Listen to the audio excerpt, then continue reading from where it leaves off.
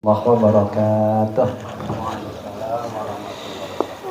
Bismillah, walhamdulillah, wassalatu wassalamu ala rasulillah wa ala alihi wa sahbihi wa man wala. Allahumma salli wa sallim ala sayyidina Muhammadin liftahi babi rahmatillah adada ma fi ilmillah salatan wa salaman daimaini bidawami mulkillah wa ala alihi wa sahbihi adada kulli dzarratin alfa marrah wala haula wala quwata illa billah amma ba'da. Para tatuha, para sesepuh majelis ta'lim al-mubarak yang hadir, yang sama-sama kita muliakan, begitu pula Bapak Ketua beserta pengurus, sahibul bait beserta seluruh keluarga dan seluruh jamaah yang hadir, yang mana semuanya saja kita doakan mudah-mudahan senantiasa diberikan Allah panjang umur, fi sihatin wa afiyah, di dalam ketaatan kepada Allah Subhanahu wa taala. Allah mudahkan seluruh urusan-urusannya, Allah kabulkan segala hajat baiknya, Allah lancarkan rezekinya yang halal dan thayyiban. Allah istiqomahkan menapak di jalan yang diridhai oleh Allah dan Rasulnya, dan mudah-mudahan semuanya beserta seluruh keluarga senantiasa dilimpahkan Allah keberkahan hidup lahir batin dunia dan akhirat. Amin ya rabbal alamin. Kita akan melanjutkan keistiqomahan daripada pelajaran kita, insyaallah sampai halaman 139. Betul ya? Yaitu makalah ketiga. Wabil isnadil ladzi yattasilu ilal musannif rahimahumullahu ta'ala wa nafa'ana bi ulumihim wa anwarihim wa asrarihim wa nafahatihim fid dharain amin. Bismillahirrahmanirrahim. Makalah ketiga. Qala an-nabiyyu sallallahu alaihi wasallam, la yu'tillahu li ahadin khamsan illa wa qad a'adda lahu khamsan ukhra. La yu'tihi asy-syukra illa wa qad a'adda lahu ziyadata. Wa la yu'tihi ad-du'a illa wa qad a'adda lahu al-istijabata. Wa la yu'tihi al-istighfara illa wa qad a'adda lahu al-ghufrana. Wa la yu'tihi at-taubata illa wa qad a'adda lahu al-qabula. Wa la yu'tihi as-sadaqata illa a'adda lahu at-taqabbula. Artinya Nabi sallallahu alaihi wasallam bersabda, ujar beliau, Allah tidak memberikan 5 hal kepada seseorang kecuali Allah telah menyediakan baginya 5 hal yang lain. Nah, jadi apabila Allah nih memberikan kita taufik bisa mengerjakan 5 hal ini, nah itu artinya Allah Subhanahu wa ta'ala telah mempersiapkan untuk kita 5 hal yang lain. Nah, jadi ada 5 hal yang Allah persiapkan di balik 5 hal yang Allah berikan itu. A, atau yang pertama, Allah tidak memberikan kesempatan untuk bersyukur ya kepada kita kecuali Dia telah menyediakan nilai tambahan atas nikmat yang disyukuri itu. Nah, jadi termasuk karunia yang Allah berikan yang besar kepada seorang hamba adalah apabila hamba ini diberi Allah bisa bersyukur. Nah, itu kadang-kadang mungkin sebabnya mungkin kita rasakan dalam hati melihat nikmat Allah, ya, nikmat apa saja.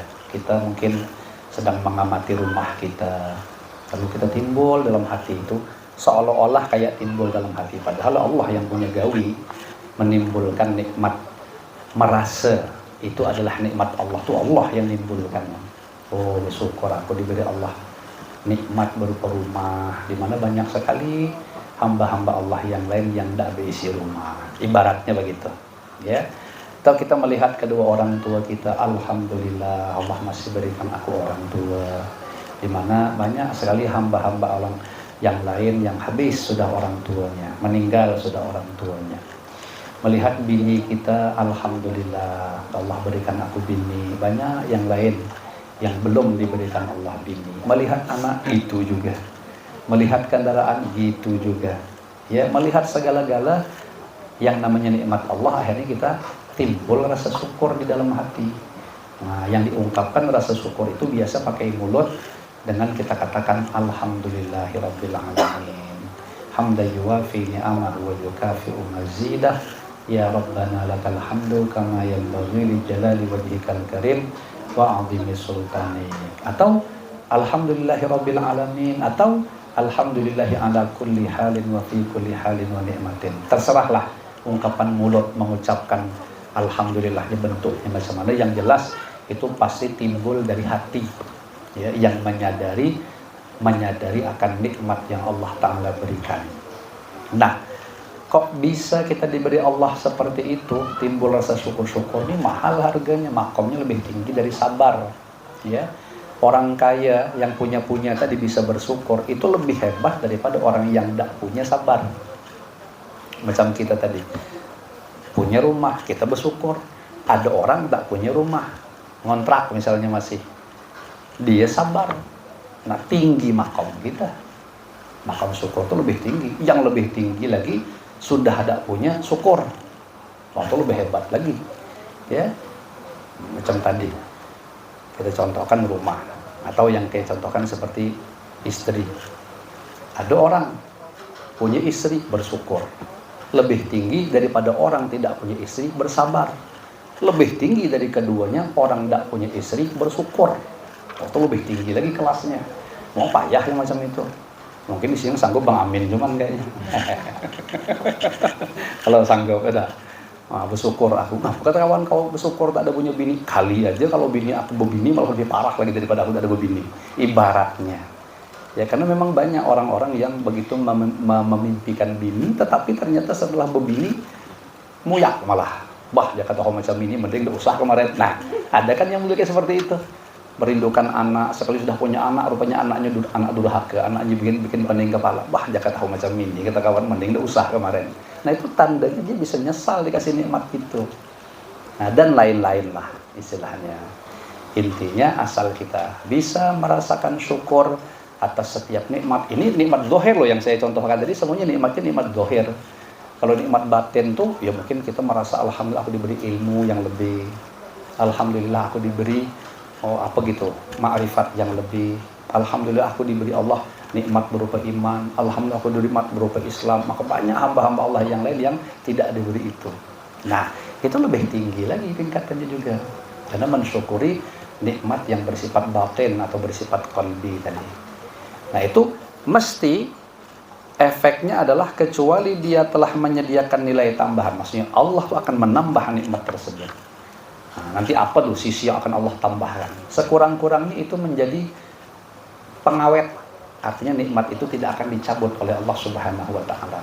Jadi cara mengunci nikmat supaya tidak diambil Allah, supaya tidak dicabut oleh Allah Ta'ala adalah rasa syukur ini. Makanya jarang syukur ini, jangan salah-salah, ya. Sehingga sampai Allah sendiri mengatakan dalam Al-Quran, wa qalilun min ibadiyas syakur. Sangat sedikit sekali, kata Allah, dari hamba-hamba itu yang bersyukur, padahal dia berjibun dengan nikmat. Nah, ada, tapi sangat sedikit sekali ketimbang yang tidak bersyukur. Mudah-mudahan Allah berikan kepada kita. Amin ya rabbal alamin.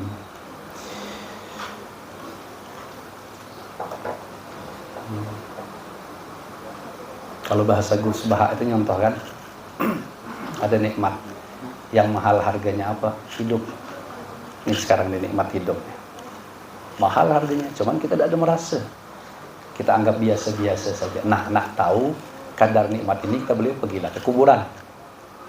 Ya, saksikan kuburan tuh orang-orang di dalam sudah meninggal dunia.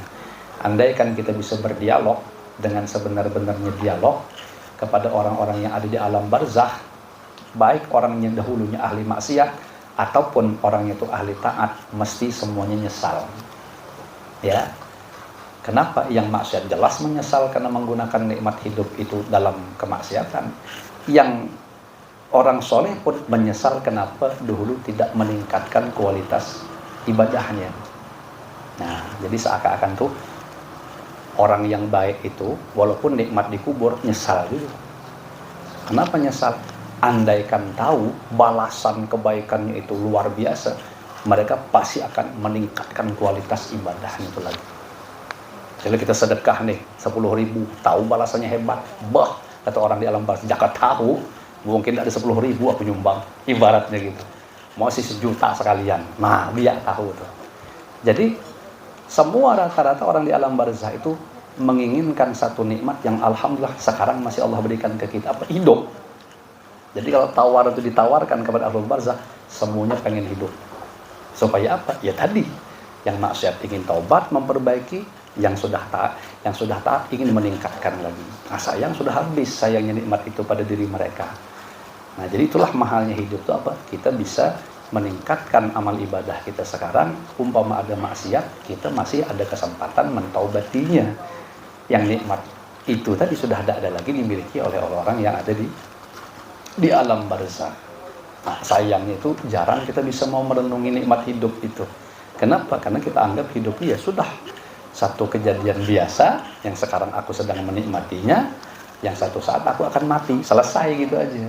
Tidak pernah kita mentafakuri nikmat hidup yang sekarang masih Allah sediakan untuk kita. Nah, kemudian itu satu ya. Yang B atau yang kedua, Allah tidak memberikan kesempatan untuk berdoa. Nah, doa ini lagi-lagi jarang timbulnya. Adapun yang biasa-biasa nih semacam kayak mohon maaf lahir batin, kita berdoa hari-hari tapi kurang, ruhnya itu kurang. Seakan-akan kayak semacam ritual seremonial aja. Pokoknya habis sembahyang berdoa, dah gitu aja. Tapi terus terang doa itu sebenarnya kan hakikat itu penunjukan kehambaan kita. Di saat berdoa itu menunjukkan betapa lemahnya kita, betapa butuhnya kita kepada Allah Ta'ala. Nah, rasa itu setiap berdoa tuh itu yang jarang timbul. Kalau doanya payah, malah kadang belagu lagi baca doa itu. Panjang betul, indah betul, fasih betul. Tapi ruhnya berisi doa itu betul-betul memuat tentang sangat berharapnya kita, sangat butuhnya kita, sangat lemahnya kita. Itu tidak semua orang yang memanjatkan doa bisa mengeluarkan rasa kayak gitu. Jadi seakan-akan itu tadi kayak seremonial aja. Doa sebagai syarat, aslinya kayak ada butuh kepada Allah Subhanahu wa Ta'ala. Nah, makanya asal ada terbaca dah selesai dah. Nah, tapi kalau orang yang betul-betul mengerti hakikat doa itu adalah menunjukkan sifat-sifat kehambaan, oh itu pasti akan mantap pukulan doa. Jadi dia pasti paham apa yang dipinta sama dia. Karena di satu dia betul-betul memang butuh kepada Allah Subhanahu wa Ta'ala, tidak sekedar asal baca. Nah, yang dikehendaki di sini, Allah tidak memberikan kesempatan untuk berdoa dengan penuh penghayatan tadi. Makanya kan beda kan doa kita kalau pas memang lagi butuh-butuhnya kepada Allah itu pasti serius betul gitu, sangat berharap. Kok kita diberi kesempatan macam itu? Nah, tidaklah kita diberi kesempatan bisa berdoa macam itu tadi, kecuali dia Allah telah menyediakan pintu ijabah, masih dikabulkan. Jadi seakan-akan tuh kalau menyinggung kita selama ini, ngapalah doa kita macam tidak ada kabul-kabul? Masa mana tidak ada kabul-kabul? Kita tidak ada berharap kepada Allah Subhanahu wa Ta'ala. Makanya kan tingkatan hamba kehambaan yang paling tinggi itu kata Guru Bahid adalah muttor. Muttor itu satu kondisi terdesak. Kayak kita tuh berada di ujung tanduk. Macam kita ini dah ada lagi jalan keluar buntu, sudah dah ada lagi bisa, seakan-akan ini habis upaya dah, ini dah ada lagi. Siapa yang bisa menyelesaikan? Dah ada lagi kecuali hanya Allah. Nah, di saat terdesak itulah baru serius kita menjadi hamba nih. Baru keluar butuhnya itu. Keluar sangat perlunya, keluar sangat minta tolongnya kepada Allah. Nah, itu tuh namanya muttor tadi. Dan muttor ini kata Guru Bahid tidak mesti harus di dalam sholat. Ada orang nongkrong di rumah, teungut, dia memikirkan ya Allah, tidak ada lagi cara kecuali. Itu ketika dia keluar muttor tadi lebih bagus daripada keadaan seorang hamba yang lagi sholat tapi merasa tidak butuh kepada Allah. Zahirnya cuman badannya tunggang-tunggit.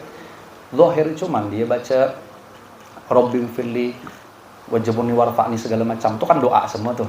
Ya, dia angkat tangan, tapi aslinya dia tidak butuh kepada Allah Ta'ala. Tidak ada rasa butuh itu, tidak ada. Cuma itu tadi saya katakan seremonial, karena habis sembahyang lazimnya berdoa, ya dia doa angkat tangan. Nah, tapi dibanding yang tidak sembahyang tadi, yang betul-betul sama ya Allah, tidak ada lagi bisa. Itu nama berharap betul. Di situ dia tunjukkan kehambaannya. Yang sholat tadi dia tidak menunjukkan kehambaannya sebenarnya. Nah, itu lebih mahal muttor itu. Makanya ada bahasa Al-Quran itu menurut tafsir batin, innamas shadaqatu lil fuqara. Itu kan ayat-ayat tentang zakat sebenarnya. Innamas shadaqatu lil fuqara, hanya saja zakat itu diberikan kepada fuqara, orang-orang fakir. Tapi ulama ahli batin menafsiri ayat itu, innamas shadaqatu, hanya saja pemberian Allah itu diberikan lil fuqara, kepada orang-orang yang hatinya sangat membutuhkan Allah Ta'ala.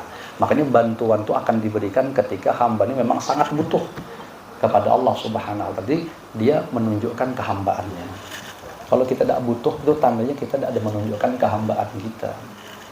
Nah, bahkan kita kadang-kadang bisa tertipu, ya, karena merasa tidak butuh tadi. Kenapa bisa tidak butuh? Karena masih banyak makhluk-makhluk lain yang jadi andalan kita. Makanya kita tidak butuh bantuan Allah. Makanya sebagian orang tuh ada yang masih mengandalkan hartanya yang banyak, aman lah masalah nih. Duit masih banyak juga di bank. Nah, berarti dia tidak butuh Allah di saat itu. Kenapa? Masih ada selain Allah yang dijadikannya andalannya. Nah, tenanglah urusan kita. Kita banyak punya kawan di sana tuh.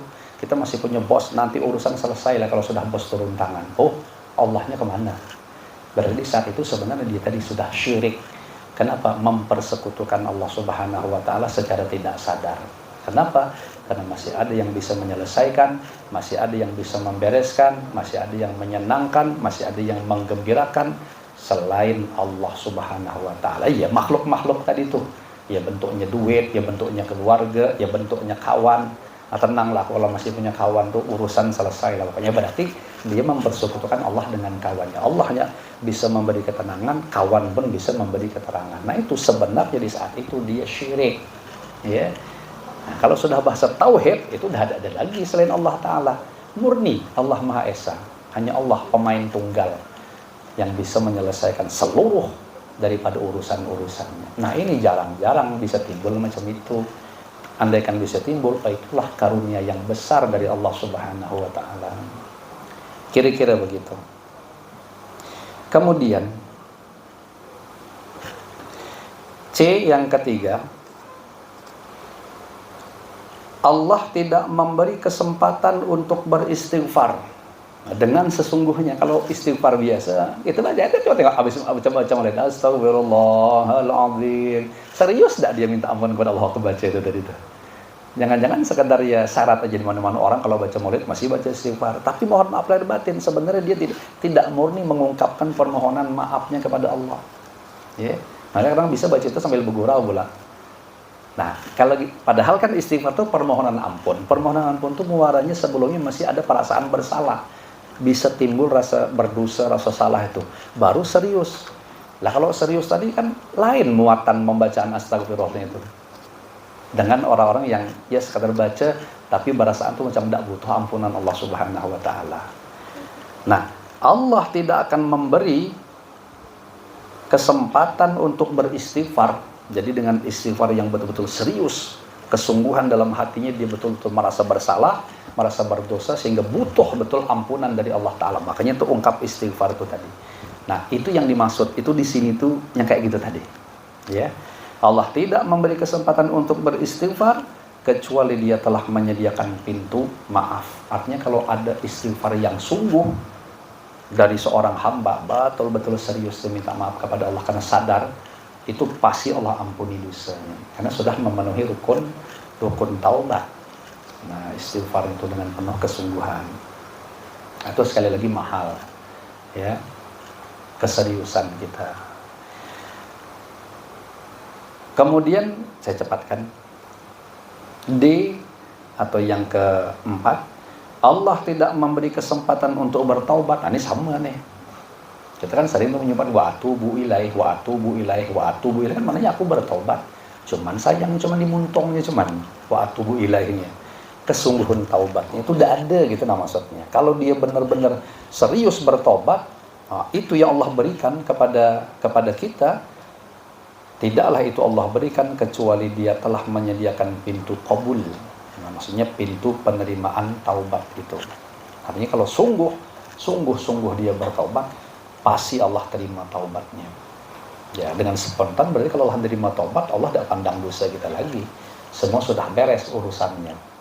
Nah, cuman kesungguhannya itu yang payah datangnya gitu nah. Ya, payah. Ini mirip seperti istighfar tadilah.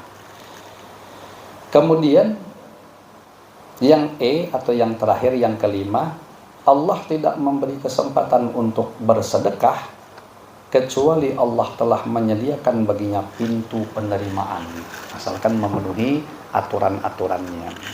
Sedekah itu kan tidak sembarangan, ada aturan juga. Pertama ya tentu barang yang disedekahkan harus halal. Kalau kita menyedekahkan barang haram ya percuma. Alhamdulillah kata kawan aku menang togel nih 10% lah untuk majelis misalnya. Ya niatnya bagus, cuman sayangnya tidak ada pakai aturan tadi. Barang haram disedekahkan juga. Nah, tidak kena ya kan. Nah, kemudian syaratnya lagi jangan timbul ujub, ya merasa bangga mentang-mentang bisa bersedekah, apalagi nominalnya lebih banyak dibanding yang lain-lain. Wah, orang tidak ada yang ngalahkan aku di majelis ini, kalau sudah urusan sumbang menyumbang akulah yang paling banyak. Misal, berarti ujub. Nah, kalau ujub haba amang surah, langsung lebur. Tidak ada artinya pahalanya sudah ada lagi, hangus sudah. Kenapa? Karena ibadah sedekahnya diselingi dengan rasa ujub. Jangan bersedekah itu berharap orang yang kita sedekahi berterima kasih. Ya. Nah, nanti kalau dia tak berterima, katanya aku ngasih dia tuh diam, jadi ada respon lalu tidak ada mendoakan aku lalu. Udah cam lagi lain ku kasih, kau awas kau. Nanti ke lain dia aku kasih. Nah, berarti dia ngasih tadi berharap supaya orang berterima kasih. Apalagi sampai berharap orang tuh membalas sedekah kita ini di suatu saat nanti. Harus pokoknya iya-iyanian memuja-muji kita dengan kebaikan kita. Apalagi sampai bilang, bah jaga aku, bangsa tidak ada nolong kau kemarin tuh, mampus lah kau. Nah, berarti dia merasa berjasa. Itu terkena lagi penyakit namanya idla almanu. Dia merasa berjasa kepada makhluk. Padahal mestinya kata ulama di dalam kitab apa adanya tuh Irsyadul Ibad itu, kita nih kalau bersedekah mestinya kita tuh berterima kasih kepada yang nerima. Kenapa? Karena berkat dia mau nerimalah sedekah kita tuh jadi bermanfaat. Ini kita punya duit 100.000 misalnya. Duit ini kan tidak ada bernilai belum. Bernilai maksudnya tidak ada belum nilainya pahala itu tidak ada. Pahala idak, dosa idak juga. Sekali kita sedekahkan baru bernilai jadi pahala. Nah, siapa yang menjadi sebab duit 100.000-nya di bernilai pahala? Yang nerima. Kalau bangsa tidak ada yang nerima, berarti belum ada nilai duit kita tuh.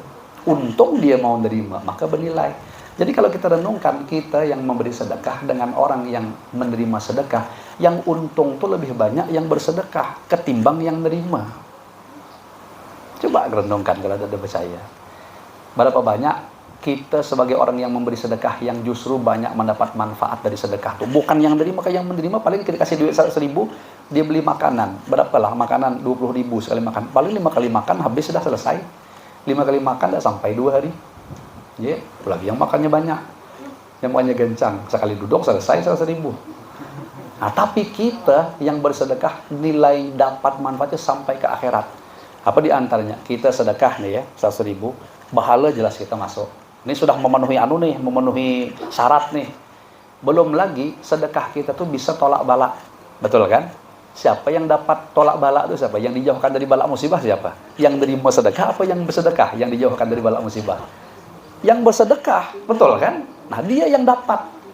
Ada pernah ada dengar yang nerima sedekah dapat bala-bala paling-paling 100.000 kenyang makan tadi itu. Balanya kalau ada dikasih mungkin kelaparan. Ya. Tapi kita yang bersedekah justru dijauhkan Allah dari bala musibah. Belum lagi dalam sisi yang lain, di kubur sedekah kita bisa menjadi penerang kubur. Siapa yang nerima manfaatnya? Yang nerima sedekah apa yang bersedekah? Yang kuburnya diterangi itu. Belum lagi itu memberatkan timbangan amal kita nanti. Timbangan amal siapa? Yang berat, yang bersedekah. Betul kan? Nah, sampai ke akhirat. Sedekah as-sadaqatu tudfi'u ghadaba rabbi. Sedekah itu bisa memadamkan kemurkaan Allah. Allah jadi tidak marah.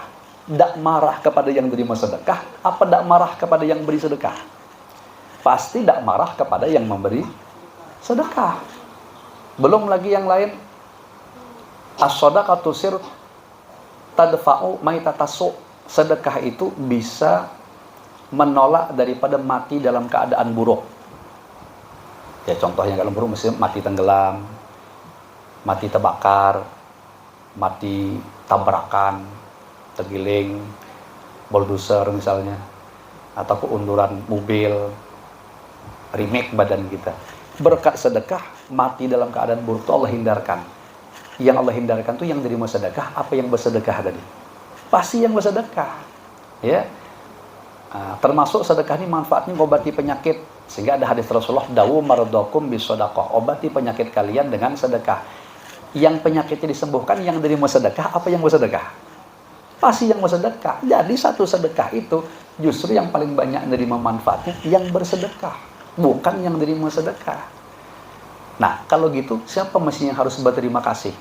Yang bersedekah. Jadi seakan-akan tuh kalau kita sedekah, orang mau nerima, kita yang nyium tangan dia, untung kau terima sedekah aku, makanya aku banyak dapat jadinya. Kalau kau tidak nerima, tidak ada bernilai masih nih. Nah, makanya tuh rasa tuh sekarang dibalik, jangan yang sudah umumnya orang tuh, apalagi orang awam, asal sedekah dia jadi Tuhan. Nah, coba aja tes kalau tidak ada percaya. Nah, kalau bang sedekah aku nolong dia tuh kemarin, mulai jadi Tuhan kan penolong. Kalau bang sedekah aku, keluar ananiyahnya. Nah, jangan macam itu. Nah, makanya sampai Sayyidah Aisyah itu disebutkan, saking di dalam kitab Irsyadul Ibad tuh dijelaskan kalau kita sedekah tuh, lalu kita bilang tolong doakan aku ya, itu gugur sudah dosanya. Kita bersedekah tapi minta kepada orang yang menerima tuh tolong doakan aku, berarti kita minta balasan atas sedekah kita, walaupun bentuknya bentuk supaya orang tuh mendoakan kita. Jadi yang bagus tuh seakan-akan kalau saya tangkap keterangan di situ, asal sedekah nih cak dah selesai. Dia berdoa, kita aminkan. Inilah kita tidak diminta. Jangan kita bilang tolong doakan aku ya. Berarti ini balasan daripada sedekah kita. Di situ bisa gugur. Nah, sampai Sayyidah Aisyah tadi asal bersedekah dengan orang tuh beliau mutus utusan ngiringi orang yang menerima sedekah tuh. Kau perhatikan dulu sampai ke rumah, ada tidak dia doakan aku? Kalau kau nanti laporan bahwa dia ada mendoakan, itu langsung secepatnya beliau angkat tangan, mudahan Allah balikkan doanya itu kepada dia. Jadi misalnya orang tuh, wah ternyata Sayyidah Aisyah ngasih aku tadi duit misalnya segini, mudahan beliau murah rezeki, mudahan bla bla bla bla bla bla. Dilaporkan sama utusan itu, ada wahai Sayyidah Aisyah, tadi dia berdoa pian begini. Itu langsung beliau angkat tangan juga, ya Allah, mudahan segala doa dia tuh balikkan lagi ke dia. Supaya apa? Supaya jangan itu dianggap balasan atas sedekah itu tadi. Karena kalau itu balasan doa itu tadi, seakan-akan dikhawatirkan pahalanya gugur. Lain macam gitu. Itu ada berdoa, kalau ada bangsat kurang ajar betul kawan. Aku boyoh ngasih dia, ada berdoa lalu untuk aku. Dak can lagi aku kasih. Model watak gitu begitu. Itulah bodohnya kita tuh di situ sebenarnya. Nah, di situ yang ingin diajarkan oleh ulama tuh. Jadi jangan berharap baik, ya bagus. Itu sifat baik, ya bagus. Mau sifat kebaikan, ya. Nah, tapi close sekali. Serahkan semuanya bulat-bulat kepada Allah Subhanahu wa taala. Paham enggak maksudnya? Insyaallah bihaulillah wa quwwati. Perintah bersyukur. Nah, belum selesai tadi ya. Jadi Allah tidak memberi kesempatan untuk bersedekah kecuali Allah telah menyediakan baginya pintu penerimaan yang bagus dari itu adabnya.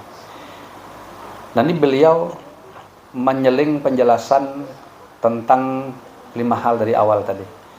Perintah bersyukur sesuai dengan firman Allah, la in syakartum la azidannakum. Andai kata kamu bersyukur kepada Allah atas nikmatnya, niscaya Allah akan memberi tambahan nikmat kepadamu. Jadi setiap kita bersyukur itu mesti Allah akan nambah terus nikmatnya. Perintah berdoa sesuai dengan, nah yang kedua pula doa tadi. Perintah berdoa sesuai dengan firman Allah, ud'uni astajib lakum. Berdoalah kamu sekalian, tentu aku mengabulkan permintaanmu. Nah, dan diriwayatkan bahwa Nabi berdoa dengan doa sebagai berikut. Allahumma inni as'aluka nafsan mutma'innatan tu'minu biliqa'ika wa tarda biqada'ika wa taqna'u bi'ata'ika. Masyaallah, ini simpel doanya tapi memuat 3 muatannya. Ya. Ya Allah, sesungguhnya aku memohon kepadamu jiwa yang tenang. 1. Ini sangat kita butuhkan. Ya, kita tuh butuh jiwa yang tenang, hati yang tenang, jiwa yang tentram. Sebanyak apapun kita punya harta, kalau tidak tenang tidak ada gunanya. Setinggi apapun kita punya pangkat, kalau jiwa tidak tenang tidak ada manfaatnya. gelisah aja. Ya. Nah, orang banyak harta itu malah banyak tidak ada tenang di saat gorengnya. Sebentar hilang, masih ada tak mobil ya, periksa. Masih ada tak duit di anu ya, periksa. Coba yang tidak miliki apa-apa, tersandar haruk kayaknya. Barang lewat lagi subuhnya. Apa namanya mikir apa mobil tidak ada bisi. Ibaratnya itu motor pun tidak takut kehilangan motor, tidak ada motornya. Yang diisi itu malah yang minek kepalanya. Nah, itu ada bini masih, untung masih ada jagawan. Coba yang tidak punya bini, apa nak dihilangkan, hilang lah situ. Barang tidak ada. Ya kira-kira ya. Nah, coba. Jadi jiwa tenang betul, mahal harganya rupanya. Saya teringat salah seorang ustadz tuh bercerita di Jambi itu ada orang sugih. Dia punya rekening tuh 40 miliar, tapi tidak bisa tidur. Jadi kalau nak nyari tidur tuh, starter mobil keliling sampai kecapean, sudah capek balik ke rumah baru nyenyak tidur. Jadi nak tidur aja pakai keliling-keliling dulu, harus bayar minyak, bayar apa nih istilah itu nyupir dulu, keliling-keliling untuk dapat ketenangan yang namanya goreng. Nah, coba bayangkan betapa enaknya kita, tidak usah perlu starter mobil karena memang tidak ada mobilnya, cukup pergi ke majelis bersandar, dengar ceramah, mulai itu mimpi sudah. Nyaman. Nanti kalau sudah wayahnya ada nasi lewat dipanggil, dibangunkan, nyaman kan? Lewat apakah misalnya PPMP apa-apa, mulai itu paling pembanyaknya pula. Ya, padahal pengajian tak dengar lalu-lalu. Nyinggung saya Bang Amin. Tahu juga dah. Anu nyinggung lapetnya Bang Amin. Masya Allah ya. Coba bayang. Satu, yang mempercayai dan akan pertemuan dengan, betul tadi ya. Sesungguhnya aku memohon kepadamu jiwa yang tenang, yang mempercayai akan pertemuan denganmu. Oh jelas. Artinya jiwa yang tenang, yang mempercayai, maksudnya meyakini bahwa suatu saat kita pasti akan berjumpa dengan Allah Subhanahu wa ta'ala.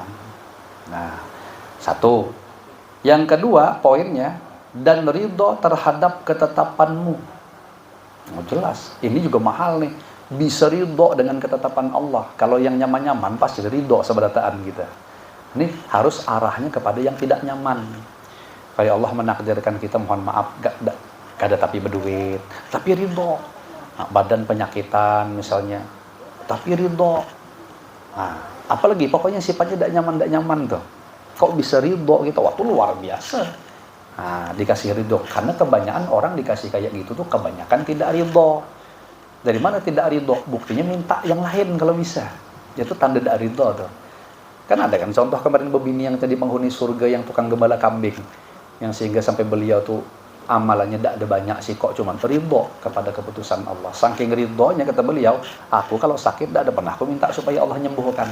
Saking ridhonya. Kalau aku tuh lagi ngembala kambing kepanasan sinar matahari, tidak ada terpikir dalam hati aku, jika ada awan nih enak nih sejuk jadinya. Jika misalnya ada naungan enak nih, tidak ada. Jadi tetap beliau nikmati keadaan apa tuh. Nah, makanya maka ridho tuh biasanya muntungnya alhamdulillah terus. Lagi hidup lampu, tahu-tahu mati lampu. Kalau kita bilang sialan, asal kita bilang maki-maki, nah berarti masih belum ridho tuh. Alhamdulillah haji kawan. Alhamdulillah cuma lagi amalannya betul-betul ridho itu. Ya. Betul-betul ridho udah. Kalau untung alhamdulillah, pas jualan rugi bisa lah kita bilang alhamdulillah. Payah bilangnya dah ya. Payah gitu. Ya. Nah, berat. Nah, sudah terbayang beratnya sudah. Nah, ridho terhadap ketetapanmu serta hidup hemat atas pemberianmu. Sebenarnya kalau menurut saya agak macam mana ya, hidup hemat atas pemberianmu nih, perasaan saya gitu macam kurang tepat lah terjemahannya. Takna'u itu qanaah, maksudnya menerima dengan lapang hati atas pemberianmu yang sedikit. Nah, kalau banyak siapa yang tidak menerima? Macam ridho tadi. Nah, dia qanaah itu arahnya masih nikmat yang sedikit. Kalau ridho tadi ketetapan Allah. Kalau qanaah ini biasa kaitannya ke urusan-urusan rezeki. Kalau ridho itu tidak mesti rezeki. Ridho itu arahnya bala musibah pun ridho. Ya kita nih misalnya punya penyakit atau punya kekurangan di tubuh kita. Siapa yang punya gawe ini kalau bukan ketetapan Allah? Tapi kita ridho, yakin pokoknya pasti ada kebaikan. Sehingga kita puas dan tidak pernah kita minta supaya Allah memindahkan. Itu berarti ridho itu sudah. Nah, tapi kalau sudah kaitannya rezeki, aku sudah mati-matian mencari rezeki ternyata pemulihannya sedikit. Nah itu dia qanaah. Penyerumah halus, alhamdulillah qanaah. Ya. Ibaratnya seperti itu.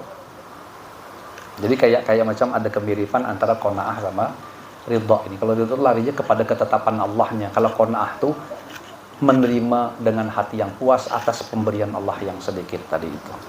Wah mahal nih, ini bagus nih doa ini diamalkan supaya bisa terbayang terus dalam hati kita. Minta jiwa tenang, minta ridho terhadap ketetapan Allah, dan minta qanaah atas pemberian Allah yang sedikit. Diberi Allah semuanya tadi, wah beruntung. Oke, kuat masuk surganya kalau sudah begitu. Nah, perintah istighfar sesuai dengan firman Allah Ta'ala, istaghfiru rabbakum innahu kana ghaffara. Mohonlah ampunan kepada Tuhanmu karena sesungguhnya Allah Maha Pengampun. Hal ini sesuai pula dengan sabda Nabi sallallahu alaihi wasallam, "Lau akhta'tum hatta tablugha khatayakumus samaa'a, tsumma tubtum lataballahu alaikum." Apabila kamu berbuat dosa sehingga dosamu setinggi langit, kemudian kamu bertaubat, niscaya Allah akan menerima taubatmu. Asalkan sungguh-sungguh bertaubat tadi itu, memenuhi rukun-rukunnya. Kemudian Nabi juga sallallahu alaihi wasallam juga bersabda, maktubun haulal arsy qabla an tukhlaqad dunya bi arba'ati alafi amin wa inni laghaffarun liman taba wa amana wa amila sholihan tsumma ihtada. Rawahu ad-Dailami. Tertulis di sekitar Arasy 4000 tahun sebelum dunia diciptakan. Berarti Allah ya dunia ini alam syahadah nih. Kalau Arasy kan berada di alam malakut. Nah, apa yang tertulis di sekitar Arasy itu? Kalimat sebagai berikut. Inni laghaffarun, sampai dengan kata-kata tadi itu tsumma ihtada. Artinya sesungguhnya aku Allah tuh adalah pengampun bagi setiap orang yang bertaubat, beriman dan beramal solih, kemudian ia meminta petunjuk. Nah, Allah akan mengampuni ya kepada orang itu tadi. Perintah tentang sedekah, nah ini yang poin terakhir, sesuai dengan hadis berikut. Qala Nabi sallallahu alaihi wasallam, kullu mri'in fi dhilli shadaqatihi hatta yuqda bainan nas. Rawahu al-Imam Ahmad. Artinya setiap orang berada dalam naungan sedekahnya di hari kiamat. Nah, siapa yang dapat naungan nih? Yang nerima sedekah apa yang bersedekah? Yang bersedekah, yang nerima. Ya. Setiap orang berada dalam naungan sedekahnya di hari kiamat, sehingga manusia menerima ketetapan masuk neraka atau surga. Jadi orang bersedekah itu dia dapat naungan, dapat payung istilahnya begitu. Ya. Nah, sesuai pula dengan hadis yang lain yang berbunyi sebagai berikut. Ma min abdin tasaddaqa bi shadaqatin yabtaghi biha wajhallahi illa qala Allahu yaumal qiyamati abdi rajautani falan ahqiraka haramtu jasadaka 'alan nari wadkhul min ayyi abwabil jannati syi'ta. Rawahu Ibnu Lal gitu ya. Artinya tidaklah seorang hamba menyedekahkan sesuatu dengan tujuan mencari keridhaan Allah kecuali Allah berkata di hari kiamat sebagai berikut. Apa kata Allah? Hai hambaku, engkau mengharap kepadaku keridhaanku dengan sedekahmu, maka hari ini aku tidak akan menghinakan kamu. Aku haramkan tubuhmu masuk neraka, dan sekarang masuklah kamu ke dalam surga dari pintu mana saja yang kamu mau. Nah, siapa yang mendapatkan nikmat masuk surga dari pintu mana aja? Yang sedekah, bukan yang disedekahi. Nah, sekali lagi ini menjadikan kita bersyukur kepada Allah Ta'ala kalau diberi kesempatan oleh Allah Ta'ala bisa bersedekah. Loskan aja. Tidak usah berharap supaya dia doakan kita, supaya dia berterima kasih, supaya dah pokoknya aku sedekah ini dah lillahi ta'ala. menjalankan perintah Allah dan Rasulnya, yang dicari keridhaan Allah semata-mata. Selesai, lupakan. Kalau orangnya, aku masih ingat kau kemarin baik dengan aku udah ada ingat lagi, bilang, mantap tuh.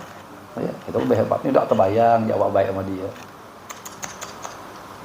Dia tuh punya tanggungan ke aku masih. Nah, itu berarti dari ikhlas gitu tuh. Ya. Nah, makalah keempat, wallahu a'lam bissawab. Mudah-mudahan yang kita kaji seada-adanya ini dijadikan oleh Allah Ta'ala menjadi ilmu nafi', manfaat berkah dunia akhirat untuk kita semua. Amin ya rabbal alamin. Ala hadhihi niyatu ala manawahu aslafun as-salihun wa likulli niyatin salihah. Wa ila hadratin Nabi sallallahu alaihi wa ala alihi wa sahbihi wa baraka wa sallam. Al-Fatihah.